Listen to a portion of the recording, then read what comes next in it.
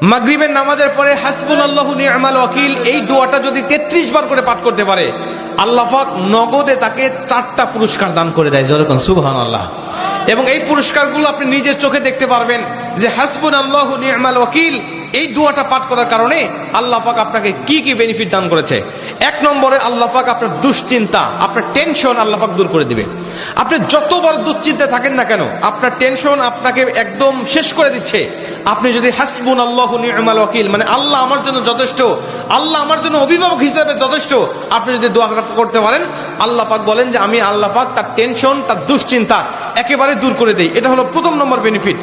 দ্বিতীয় নম্বর বেনিফিট হলো যে এই দোয়াটা যদি কোনো ব্যক্তি নিয়মিত পাঠ করতে পারে, রাসূল সাল্লাল্লাহু আলাইহি ওয়াসাল্লাম বলেন যে আল্লাহ রাব্বুল আলামিন তার বিপদ আপদ বালা মুসিবত আল্লাহ পাক দূর করে দেয়। এটা আল্লাহ পাক নিজেই তার জন্য সাহায্যকারী হয়ে যায়।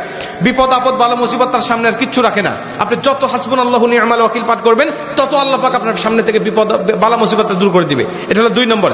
3 নম্বরে নবীজি সাল্লাল্লাহু আলাইহি ওয়াসাল্লাম বলছেন, যে ব্যক্তি হাসবুনাল্লাহু নি'মাল ওয়াকিল বেশি বেশি পাঠ করবে, আল্লাহ রাব্বুল আলামিন সে যদি কারোর দ্বারা জুলুম শিকার হয়ে থাকে, সে মাজলুম, তার উপরে কেউ জুলুম করেছে, তার উপরে কেউ কষ্ট দিয়েছে, তাকে এই কষ্টটা সে পেয়ে আল্লাহ পাকের কাছে হাসবুনাল্লাহু নি'মাল ওয়াকিল পাঠ করেছে, আল্লাহ পাক বলেন নিজেই আমি ওই মাজলুমের পক্ষে হয়ে যাই, জালেমের বিপক্ষে আমি আল্লাহ নিজের অবস্থানটা দাঁড় করা দেই। যেরকম সুবহানাল্লাহ।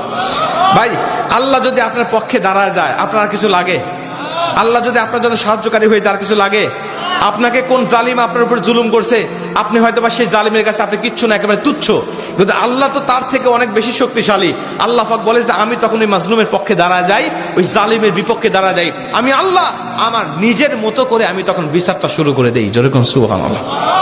এজন্য যদি কেউ আপনার উপর জুলুম করে, আপনি হতাশা হবেন না, আপনি কষ্ট পাবেন না, আপনি আসমানের দিকে মুখটা উঁচা করে বলবেন হাসবুনাল্লাহু নি'মাল ওয়াকিল নি'মাল মাওলা ওয়া নি'মান নাসির।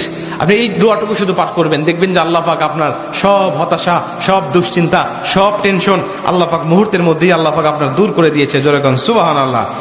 এবং 4 নম্বরে রাসূল সাল্লাল্লাহু আলাইহি ওয়াসাল্লাম বলছেন যে তাকে আল্লাহ পাক দুনিয়া এবং আখিরাতের কল্যাণগুলো আল্লাহ পাক তাকে দান করে দেয়। দুনিয়াতে যত কল্যাণ, যত খারাপই আছে এগুলো দূর করে দেয়, কল্যাণগুলো আল্লাহ পাক দান করে দেয়। আবার আখিরাতের যত কল্যাণ লাগবে আপনার সব কল্যাণগুলো আল্লাহ পাক আপনাকে দান করে দিবে। আল্লাহ পাক আমাদের সবাইকে এই 4টি ফজিলতগুলো পাওয়ার আশায় হলেও আল্লাহ পাক আমাদের সবাইকে এই হাসবুনাল্লাহু নি'মাল ওয়াকিল এটা মাগরিবের পরে 33 বার, অনেক মুহাদ্দিস বলেছেন ফজরের পরে 33 বার, যদি কোনো ব্যক্তি 11 বার পড়তে চায় সমস্যা নেই, কিন্তু 33 বার পড়তে পারলে সবচেয়ে ভালো ফলাফল পাওয়া যায়। আপনারা অধিকাংশ 33-এর অধিক পড়লেও কোনো সমস্যা নেই। এক কথায় যে ব্যক্তি হাসবুনাল্লাহু নি'মাল ওয়াকিল বেশি বেশি পাঠ করবে, আল্লাহ পাক তাকে এই ফজিলতগুলো দান করবে। যেরকম সুবহানাল্লাহ। যতগুলো আমলের কথা বলা হয়েছে, আল্লাহ পাক আমাকে সহ সবাইকে আমল করার তৌফিক দান করুক। জোরে বলেন আমিন।